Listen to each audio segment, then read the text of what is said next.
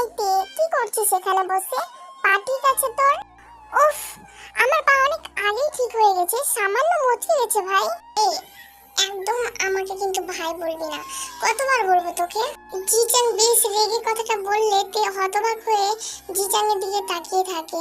এই কয়েকদিনে বেশ কয়েকবার তেকে বারণ করেছে ভাই বলে ডাকতে, কিন্তু তের অভ্যাস কি করে ছাড়ে।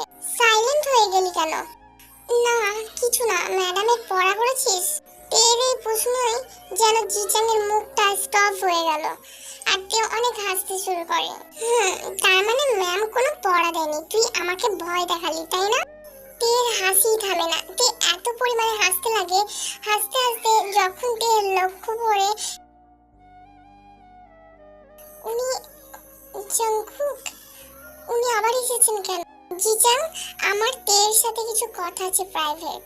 জিচাং পিছনে তাকিয়ে জাংকুকের কথা শুনে একবার তের দিকে তাকালো, তারপর বেরিয়ে গেল। জিচাং বেরিয়ে গেলে তেও বই গোছাতে থাকে, কমন রুম থেকে বেরিয়ে ক্লাসে যাওয়ার উদ্দেশ্যে। এই কয়েকদিন আমার ফোন ধরনি কেন তুমি? জাংকুকের প্রশ্ন শুনেও তে কোনো উত্তর দিল না, বলা যায় প্রয়োজন মনে করলো না তে।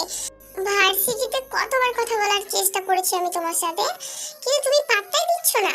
তে এইবারও উত্তর না দেওয়ায় জাংকুক তের হাত ধরে বাধা দিয়ে বলল, আমাকে ইগনোর করার কারণটা কি বলবে? অন্য ছেলেদের সাথে তো খুব হেসে কথা বলা যায়, তাহলে আমার সাথে কথা বলতে কোথায় বাধে? তের মাথাটা চট করে গরম হয়ে যাওয়ায় তে জাংকুকের হাতটা ঝাড়া মেরে ছাড়িয়ে বলে, কেন কথা বলবো আমি আপনার সাথে? কে হন আপনি আমার, যে আপনার সাথে কথা বলবো আমি? আচ্ছা, ব্রাইট, জিচাং, এরা তোমার কে হয় তাহলে? ওরা আমার বন্ধু হয়, ওদের সাথে আমার একটা সম্পর্ক আছে, কিন্তু আপনার সাথে তাও নেই। আপনি নিজেই সেটা রাখেননি, ভুলে যাবেন না যেন।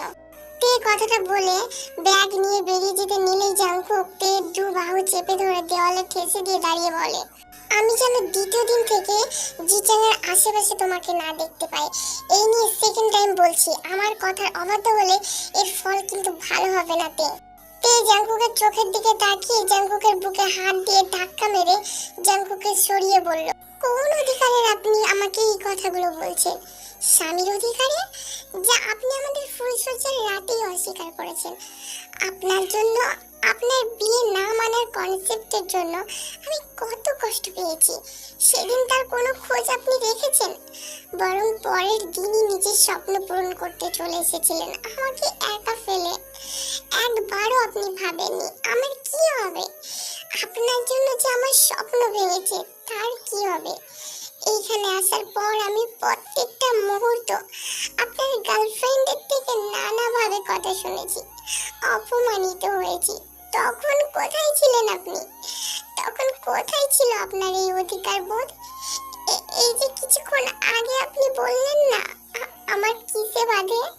আপনার সাথে কথা বলতে বিবেকে বাধে আমার, সেই মানুষটার সাথে কথা বলতে আমার বিবেকে বাধে যে কিনা নিজের জন্য আমাদের বিয়ে অস্বীকার করেছে। বউ ভাতের পরের দিন নিজের স্বপ্ন পূরণের জন্য নিজের স্ত্রীকে ফেলে চলে আসে, দিনের পর দিন নিজের স্ত্রীর সামনে গার্লফ্রেন্ডের সাথে হাত ধরে ঘোরে, নিজের স্ত্রীর অপমান সহ্য করে। আপনি যেমন নিজের রাস্তা বেছে নিয়েছেন, আমিও নিজের রাস্তা বেছে নিয়েছি। 1 বছর হলেই ডিভোর্স লেটার পেয়ে যাবেন আপনি। আর প্লিজ আমার লাইফে একদম ইন্টারফেয়ার করবেন না। ওকে তে, ওকে, স্টপ জাস্ট। জিচাং এখানকার নামকরা পলিটিশিয়ানের ছেলে, ও চাইলে অনেক কিছু করতে পারে, ভার্সিটির স্যার ম্যাডামরাও তাতে কিছু করতে পারবে না, তাই ওর থেকে দূরে থাকাটাই বেটার। তোমার তোমার ব্যাপার, এবার তুমি কি করবে। আর আমি আমি সবটা নতুন ভাবে শুরু করতে চেয়েছিলাম তে, অনেক ভুল বোঝাবুঝি হয়ে গেছে যেগুলো মেটাতে চেয়েছিলাম, তাই কথা বলার জন্য বলছিলাম। সরি, সরি ফর এভরিথিং তে।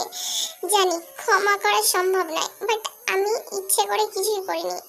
পারলে তুমি আমাকে মাফ করে দিও, আমাকে ক্ষমা করে দিও। তাও জাংকুক এক মুহূর্ত না দাঁড়িয়ে ওখান থেকে চোখের জল মুছতে মুছতে চলে গেল। ওনার চোখে আমি জল দেখলাম, বলার সময় কেমন যেন গলাটা ধরে আসছিল মনে হলো। কথাগুলো ভাবতে ভাবতে ওখানেই বসে পড়ে কাঁদতে কাঁদতে। সবকিছু নতুন ভাবে শুরু করতে চেয়েছিলেন, আমাদের মধ্যে কি এমন ভুল বোঝাবুঝি আছে যা ক্লিয়ার করতে চেয়েছিলেন? আমি কি একটু বেশি বাড়াবাড়ি করে ফেললাম? কথা বলছিস তুই? জিমিন তুই এখানে? তা কি করব? ক্লাস শুরু হবে 5 মিনিটের মধ্যে। কতবার ফোন করলাম, তুই তো রিসিভই করছিস না। কি হয়েছে তোর এখানে? কাঁদছিস কেন তুই? পরে বলবো সব তোকে, এখন চল এখান থেকে। জিমিনকে আর কিছু বলার সুযোগ না দিয়ে তে চলে গেল। মাথার মধ্যে জাংকুকের কথাগুলোই খালি ঘুরছে। আজকে মনে হয় না তে ক্লাস হবে। ক্লাস কোনো রকম শেষ করে কারোর সাথে কথা না বলে সোজা হোস্টেলে চলে গেল। জাংকুক এদিকে খুব কান্নাকাটি করছে। হ্যাঁ, আজ তের কথাগুলো তার একটু বেশি খারাপ লেগেছে। তের কিছু কথাই যেমন রাগ হচ্ছে, তার থেকে বেশি কথায় কষ্ট পেয়েছে।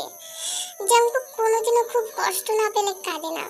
আমি প্রথমেই বলেছিলাম, আজ পর্যন্ত জাংকুক নিজের বাবার ব্যবহার ছাড়া কারো ব্যবহারে সে কাঁদেনি। এমন সময় কেউ একজন জাংকুকের কাঁধে হাত দেয়। জাংকুক পিছন ফিরতে অবাক হয়ে বলে ওঠে, তুই এখানে?